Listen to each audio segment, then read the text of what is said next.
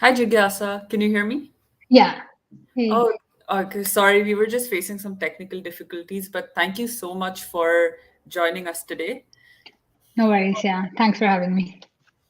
Also, my name is Manya, not Manoj, using an associate's laptop at the moment. Looking forward to your workshop. Please feel free to begin as soon as you want to. Thank you.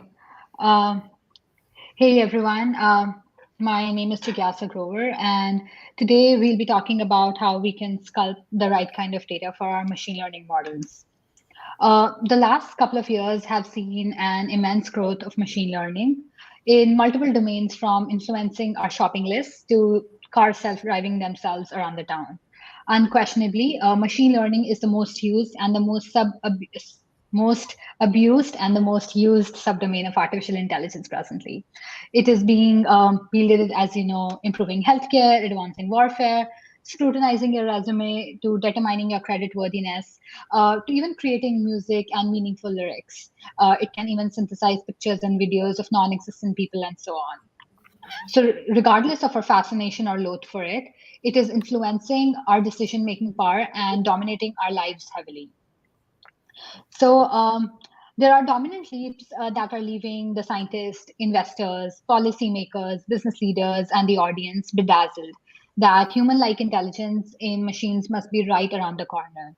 Nonetheless, progress in machine learning has been impressive, but there's a lot of pending explanation and examination, which keeps the research going on. There are three key dimensions that we that are very necessary for the state of the art algorithms, the learning algorithms, to work their magic on.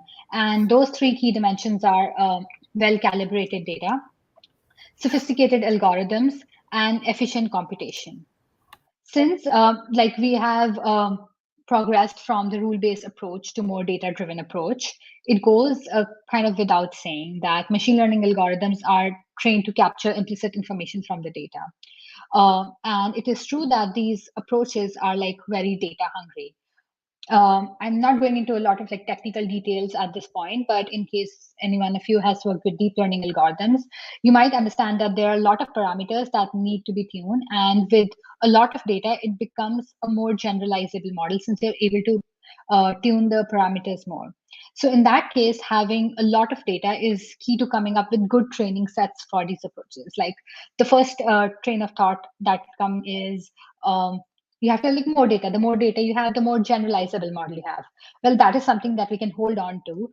But before we move, we can look at this AI hierarchy of needs.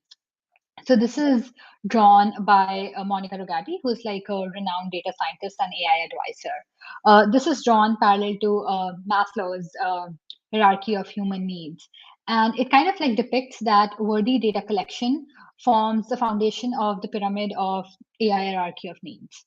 Monica puts forward that data literacy, data collection, data flow, these all form the basic needs which must be satisfied in order to achieve self actualization or nirvana, which in our case would be the attainment of AI.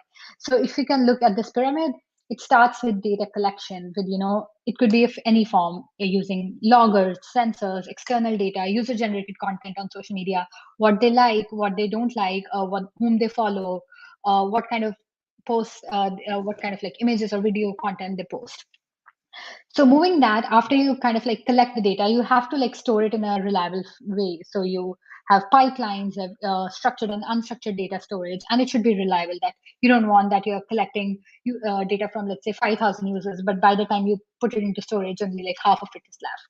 So after you have like collected the data and moved it to like a reliable storage, uh, it's the time when you have to like clean it, prepare the data, and remove all these kind of anomalies. After that, you do other kind of like counting features, like analytics, metrics, features. You basically kind of like massage it into forming like a training data. And after that, of course, you go into applying machine learning algorithms, A/B testing, experimentation, and then you get to the attainment of AI, which is like deep learning and so on. But the point of this discussion is that what starts with is collection of data, like how to get data, and that forms the basic need in which you might need.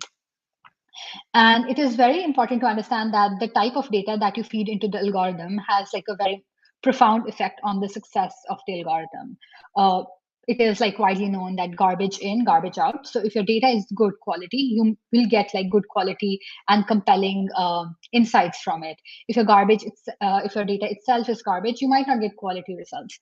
So that way, like Peter Norvig has put forward, like more data beats clever algorithms. Like it's necessary to have like good quantity of data, but better data beats more data. So it's very obvious to say that machine learning models are as good or as bad as the data that you provide them. So when we talk about data, like let's talk about academia. So core machine learning and data science research groups, which you have like universities or like other research organizations, they are mostly oriented towards novelty and advancing the field. They don't like many a times they weigh this kind of like novelty or uniqueness of problem solving approach much more than any of the money making logic or performance scaling. They don't need to like serve let's say 10 billion users in a single second. All they need is that this approach is unique and novel. So, in this attempt to work on new problems, finding collaborators from pertinent domains, and seeking funding for these kind of like research projects are not the only obstacles they face. They also have to look for relevant data sources because what they lack is in-house data. They don't have any kind of like source where they can get user-generated content or like sensors or log. Of course they can, but it'll be like very limited in quantity. And as you said, quantity matters as well. But it's very contrary to what corporate giants or like bigger corporations, what they have access to. Consider any company like, TikTok, Snapchat, Facebook, Instagram, Twitter. So these established organizations, they seldom have obstacles in obtaining, data as well as computation power. They don't struggle to, hire folks with expertise in corresponding domains or accessing relevant data. What challenge they face is in scaling up the solutions to the massive user base they have. They'll have like 5 billion requests just to rank comments on a single Instagram post, for example. And that is a lot. Like, I'm not giving exact numbers, but this is this kind of scale that you should be thinking about. So any organization that would have like a lot of unstructured data at hand in form of like raw logs, they need an efficient data processing pipeline, and it still remains a task. For creating such resilient pipelines, apart from the technical knowledge, we also require the skills to identify and create meaningful, unbiased, robust data sets from the sea of unstructured data that you have. Like imagine that every time someone logs into a social media network, they do a bunch of activity and they log off. So you basically have like client events, like every time a user does this, like they have a timestamp and what they did. But can you use the data as is for training any model? What would the label be like? What would the signals be? What would the feature be? And there's so many other things that you need to take care of. So it's not just that you have to process these raw logs or the client signals or the events that come in. You also have to have an eye or the skill to kind of like identify the signals based on the problem that you would be solving to create meaningful and like very precise data sets to kind of like solve that problem. So in that way, you basically have different approaches of building good quality data sets, which would provide a structure to your approach, a structure to a problem. But before we talk about two different approaches to build your own data sets, um, it's important to kind of like understand like we'll just three data sets that my co-author and I kind of like built, and they're available on Kaggle, and they're doing really well because people kind of like download them, apply their own models, and there are a ton of research papers that are published using those research papers. Ton of research papers published using those data sets because they provide good insights. They are good quality. They have not only in terms of volume, but also in terms of like the signals and attributes they have. So let's just do like a quick case study for them, and then we can go on the different approaches we can use to build those, like, those kind of data sets. Or if you need a code example on how to build your own data set, how you can approach it. So the first data set is the clothing fit data set. This is something that we kind of like made from a website called Mothcloth and Run the Runway. It basically contains feed feedback from customers on their purchased clothing items and other information like rating, reviews, category information, customer measurements, and so on. So this data set was collected with a problem in mind, with a specific problem in mind. For example, the problem in mind we had was how to imagine a user on your website, what kind of and the product that they are kind of looking or browsing through, what size would you recommend? This is the data set that we have. So it contains user ID, product ID, fit feedback, was it large, was it small, was it just perfect, it fit them perfectly, and so on. What kind of size they purchased, extra small, small, large, extra large, medium, and so on. And then the customer measurements, like the body measurements, if they, kind of input into the app or the website. And lastly were the ratings and the reviews. So this is what the data set contains. The second data set that we can talk about is the sarcasm data set. Past studies for sarcasm data set, they have mostly used data from Twitter, but they tend to be noisy in terms of the label assignments because the language used on Twitter is very informal, and many a times people either use hashtag sarcasm or \s to denote it's a sarcastic comment, which may or may not be very easy to identify. And to overcome these limitations and to basically do away with any ambiguity for this kind of data set, we have used two different websites. One is The Onion, which usually contains sarcastic articles on current events, and HuffPost, which reports the real news. So using these two websites, we have kind of created this data set. So basically it has attributes and mostly it contains sarcastic news and non-sarcastic or real news. And then comes the third data set, which we'll be referring to in our upcoming slides, which is the news category data set. Now, this was extracted from HuffPost, and it contains about 200K news headlines along with the category they belong to. And now this data set was not created with any specific problem in mind. We just created because we wanted to collect information and use this data set for multiple purposes. And we'll be talking about these data sets again to convey various points. But these data sets are doing very well on Kaggle. If you are new to machine learning or just looking for data sets for exploration or for research purposes, do feel free to check them out. So it contains headline, tags, preview text, author, date published, and these kind of attributes. Now, circling back to approaches to building good quality data sets, right? How did we end up building those data sets, and why are they performing as well compared to other ones? So consider the situation where we have a specific problem in mind that we want to address with the help of data. We have a North Star in mind, and we follow a guided search approach in that case. So the first two data sets that we talked about, clothing, fit, and sarcasm data sets, they kind of fall into this category because we created them with a specific problem in mind. And the last one, the news category, we just created because it doesn't have any specific labels. And we were just curious and wanted some interesting data points. And in that case, we followed the unguided data set approach. Both these situations and approaches have their own challenges, and we can learn how to overcome them. So the first one we talk about is the guided search approach. As we said, when we have a specific problem in mind and we are collecting data set to address that particular problem, we go along with the guided search approach. The biggest challenge of guided search approach is the understanding of problem statement in and out. You should be very clear of what you want and what you don't want. It is definitely a daunting task, but there are some pointers that you can use. So coming back to the first data set that we built, we wanted to address the size recommendation problem.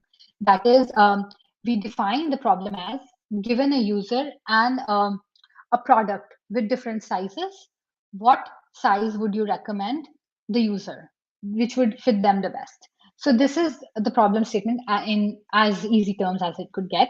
It does not include any other external factors. So using that problem statement based on this formal definition, we can identify some essential signals that will help us finding appropriate data source. For example, in this case, what would be the very key signals that you just cannot do without? So I believe the very key signals would be first user ID. You need to identify a unique user. Uh, and then the second would be a product ID, identifying the product uniquely, because the combination of these two is what makes the data point unique: user ID and the product ID, this combination. And then the third is like, have they, what size of the product they have purchased in the past. For example, a user A purchased a shirt of size medium in the past, and what was the feedback on the fit for them? Was it too large, too small, fit perfectly, just enough large, just enough small, and so on. So these ID features, they form like a vital function of tying the required information and making the data point unique, as we talked about. Undoubtedly, there are other data signals that you can use from a transaction, like what kind of product was it? Was it like a top or a bottom? Was it a jacket or a shirt?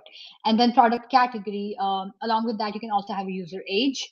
Some people like to wear. And then other signals like what was the fit of the fabric and so on. But they are the brand of the brand of the product and so on. But they are not of like absolute necessity. These four signals form the essential data signal, and that it's very kind of like important to identify them.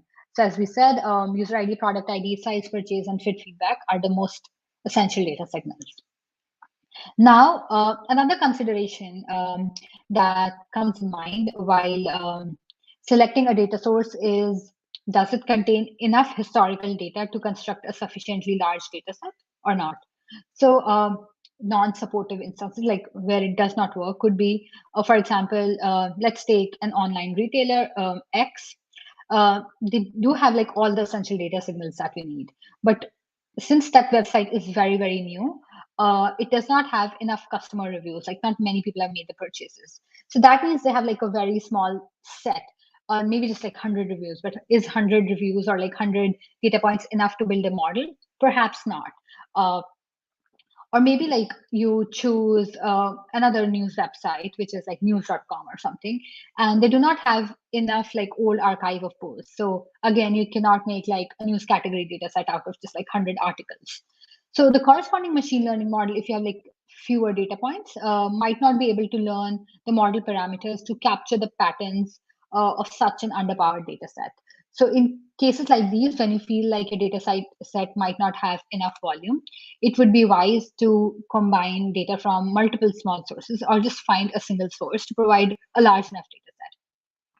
So that is something that you again need to keep in mind, that with the presence of essential data signals, you should also have enough volume in the source that you're looking for to collect that particular data. So that was for guided search approach. Like you have to keep these three things in mind. And once you have determined that these three are perfect, then you can go with the coding part of it. But before we leave, there are many times that we don't have a problem in mind. Like we're just creative. We are just wanting to create a data set, not, as I said, not to solve any particular problem. And that way, the approach that comes to mind is the unguided search approach. You can think of the news category data set that we were talking to, as and when we talk about the challenges faced. So since we collected the data set without having a specific problem at hand, it's an excellent example of that approach. So what is the biggest challenge for an unguided search of data set is that there's a lot of uncertainty. Since we are not sure what kind of signals we need because we don't have a problem, there's no proper search for the consequence search operation. Although not knowing the problem might be good, it might make things difficult as well, because we don't know, as I said, what data signals are essential and what are not. So how you can make is one of the signs of a very competent data set. Like if you want to just create a data set and put it out there for the world to use, and for the researchers to work on, is that what interesting data signals that it has, that can address some practical problems, or does it have the ability to help us lead to fascinating insights into any of the recent or trending phenomena. So that is something that you can think about. So interesting problem recognition is something. And does it have enough signals for it estimating, or it leads to fascinating insights? For example, when we build the news category data set, so of course, the first example that comes to mind is like you take any text snippet and your model would be able to predict which category does it belong to. So that is like a very basic thing you can use. The other thing is like the news category dataset. If you like train a classifier on it, it can even help you identify a process writing style, like whether it's political, humorous tone, criminal report, or is it based on like latest trends. It can also help tag the untracked news articles that you might have, or understand how different writing styles vary for different kind of like news types. So these are kind of like these are kind of like analysis that you can do using the same data set, and it's possible because it is not very rigid. It was made in like very free flowing format. And once you identify that a data signal might be worth estimating, it's necessary to ensure that the web source also provides enough side information, or metadata as we say, for the prediction task. So and also, like, if you don't have the data, you should be able to join to some other data source to make that possible. For example, if you are predicting a product's price from the essential data signals, it might not go very well if you don't have metadata around it, like let's say the brand or the fabric of the product or the size or so on. So these are very essential to keep in mind, that there should be enough metadata. For example, if you want to like join to some other data source in future, it should be possible. And the third thing that comes to mind is data volume requirement. So it applies to unguided search approach as well, even though it might not like along with it, even though it might not be as rigid, it has like more of a relaxed constraint if compared to the guided search approach, because since we don't have a specific problem in mind, we can just collect data based on the availability, and based on that availability we can modify the potential problem that we might be solving going in future, or someone else might be solving.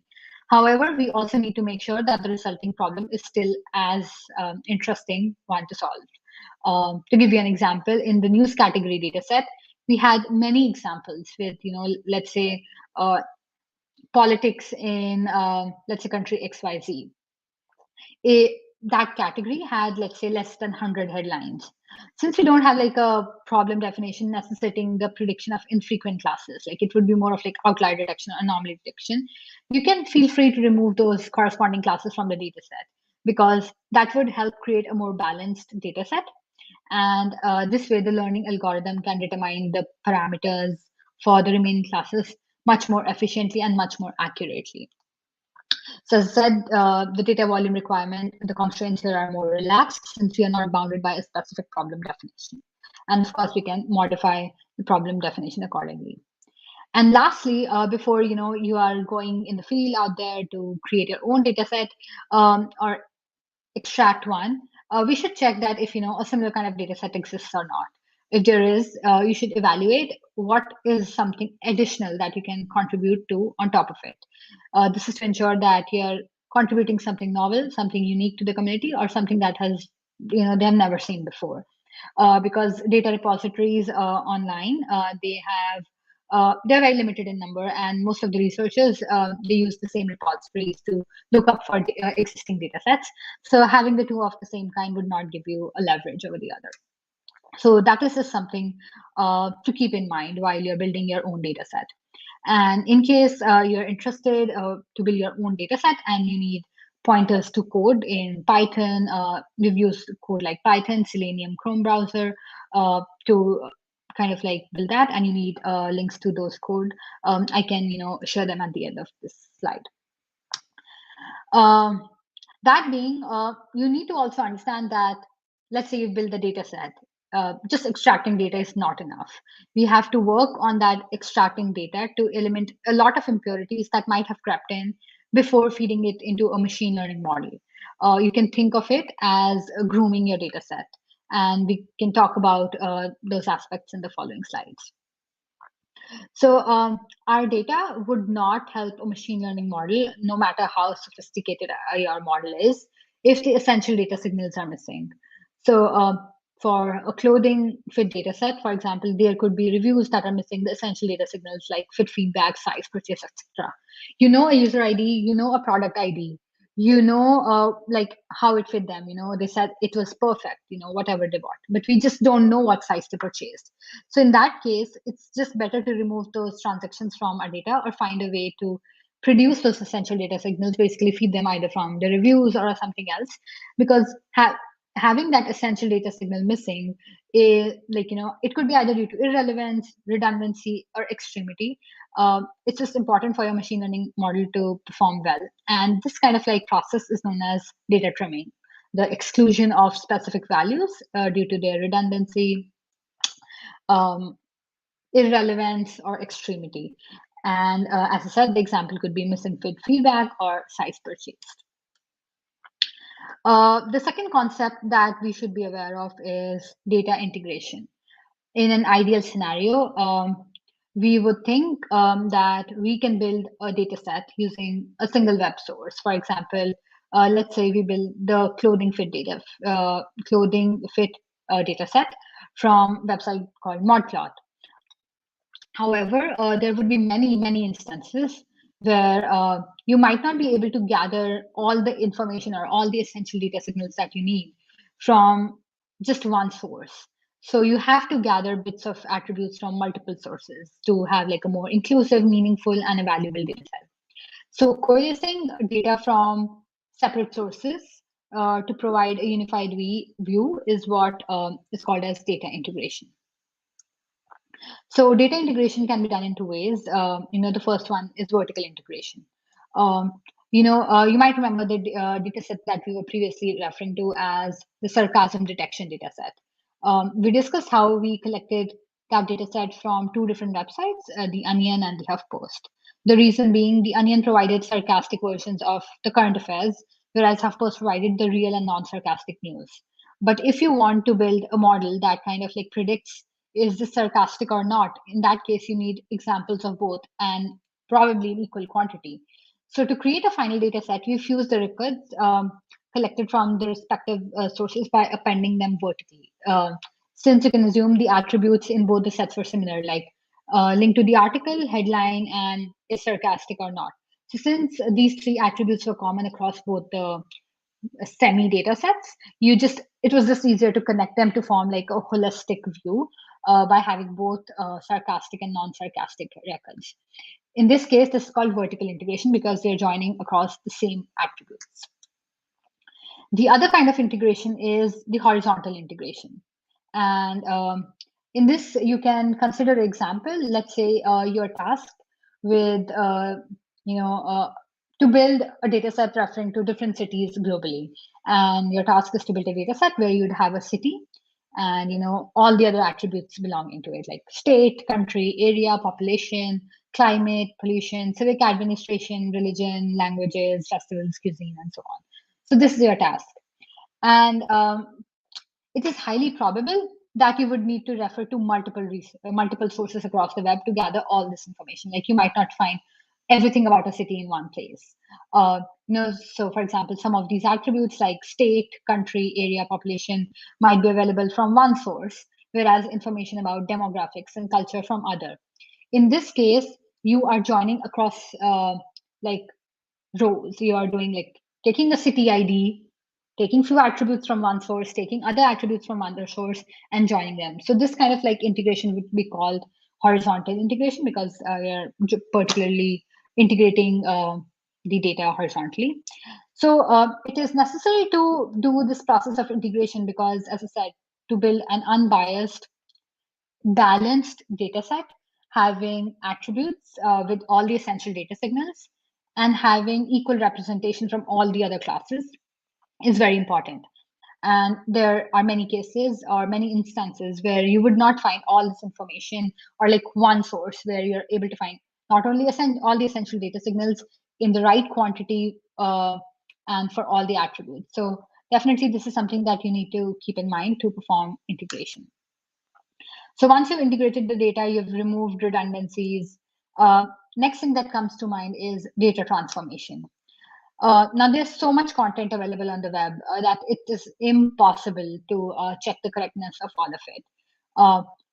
If you consider user-generated content, that is very hard to moderate. For example, let's consider the clothing fit feedback data set that we have. So the content put up by the website owner or the publisher, like the name of the product, the sizing available, the size chart, the product description.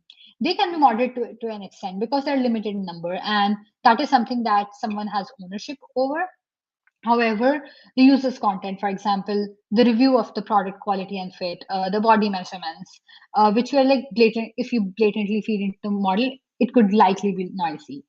Some people might put it in centimeters, or like some people might put it in inches, or like someone's using not so good language like NSFW. So the in review, so it's very necessary to scrub the data set using specific techniques to produce a quality data set. And this process is known as data transformation. And data transformation's primary focus is to scrub the data set's raw values to remove any redundancies, correct the language, logical semantics, and so on. So, some techniques could be handling special characters, handling grammar. This could be done by, there could be different form of the same word, like wearing, wore, wear, so on. Like basically, you can do stemming or lemmatization to kind of like bring them into the same form. Helpful for natural language processing. Spelling error, check them, correct them, encode the sizes in numerical order. For example, a model might not understand what like XL, double XL is, and someone's using a small x, someone's using a capital X, and so on and so forth.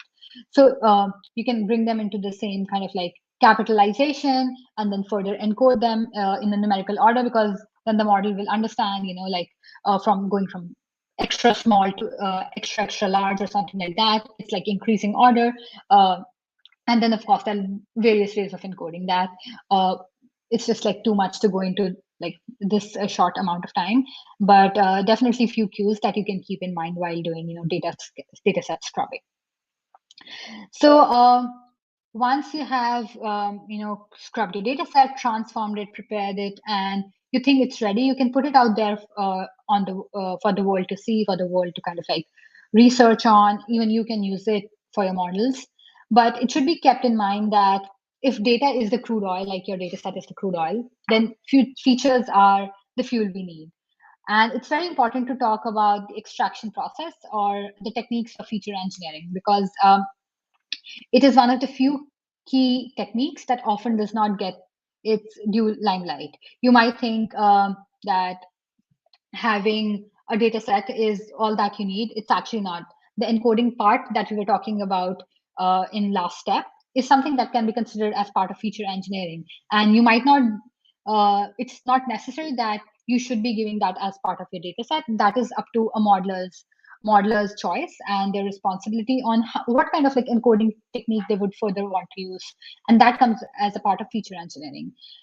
So much of the success of machine learning is actually success in engineering features that a learning algorithm can understand.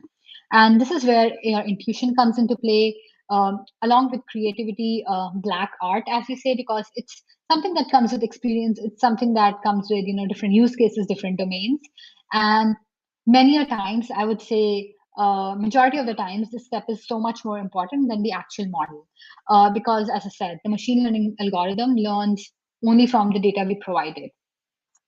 And choosing the right features in the right format can improve your performance using just simple ML models. Consider you have an ML model, you give them feature set A and feature set B. Feature set A is the data set as is, but in feature set B, you've done a lot of like feature engineering and encoding techniques, embedding techniques, and so on. So this model will definitely perform much better. It will be able to generalize. And not only that, it not only improves the performance, it also increases the transparency of the model. It's much easier to understand how the model is, making its predictions. It reduces the need of like having complex models or like having ensemble learning techniques. Ensemble learning is just like combining multiple machine learning models or architectures. It reduces the need for fine tuning the hyperparameters. Of course, you need them, but it's only up to an extent that they could help. And so that's why it optimizes the tuning process. So feature engineering is one main aspect of this data-centric ML that we're talking about. The bottom line is there's so many other processes that need to be done in order to massage your data, in order to do data wrangling. For it to before being fed it into machine learning models. So if you talk about a workflow, about a normal machine learning workflow, it would look like you have a problem statement in mind, you develop an intuition on, oh, how can ML tackle that problem? You source the data, fabricate your own data set as we talked about, you process the data, and you do feature engineering. And then you think about, oh, what metrics would be perfect for assessing the success of the algorithm? Like, what would the success criteria look like? After you've done this requirement elicitation, you choose the perfect model.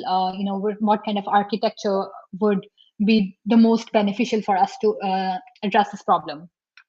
And then you finally build that model, you deploy it, you monitor the product predictions that you have, and then you also take care of how we can input like new streams of data and refresh model parameters every now and then. So this is what like a typical machine learning workflow looks like. And for the last so many years, the focus has been on defining the success metric, or choosing what kind of model would work the best, having complex architectures like should we add a layer there, should we add a layer there, and so on. Like this is what has most of the research and focus been in so many years.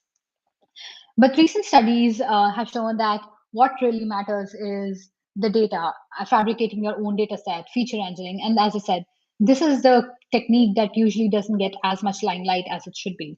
Andrew Ng, who is like the AI expert, he also mentioned last year, he tweeted out like AI systems is code plus data. And most of the academic benchmarks and competitions, when this send out any competition, it's most like here is the data, build a model for it. But now is the time that you should hold the code fixed, like hold the model fixed, and work on your data. And this is what the whole premise of data centric machine learning is. You work on your data, you massage it as much as you can, so that even simpler machine learning models are able to give you fascinating insights, and they're more generalizable. So this is something that that you should keep in mind while working in machine learning. And if you're interested, we recently published a book called Sculpting Data for ML. It acts as a first pathway of like putting the foundation of machine learning. As I said, it has code snippets in Python, using Beautiful Soup and Selenium, on how you can extract your own data set. And it talks about the case studies of the data sets that have seen success on Kaggle. It also helps you identify relevant data signals, and then introduces you to machine learning algorithms from a more data perspective. It was endorsed by leading ML experts, using Julian Macaulay, Lawrence Murney, and Meng Won. So if you're interested, definitely check it out. And I'm happy to answer more questions if needed.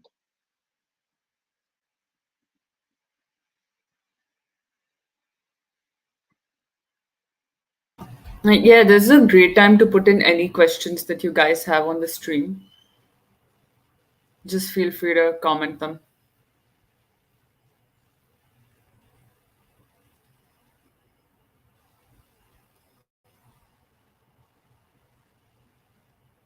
Okay. If any questions pop up before we're ending, then great. And if not, Jigyasa, the entire SacHacks team is grateful to you for your time and your fantastic presentation. It was so insightful, so informative, and we look forward to learning more in the field and maybe even reading your book. So thank you so much. Absolutely. Thank you so much for having me, and feel free to reach out in case you have like further questions. For sure. Thank you so much. Thank you. Thank you. Bye-bye. Good luck, Bye. everyone.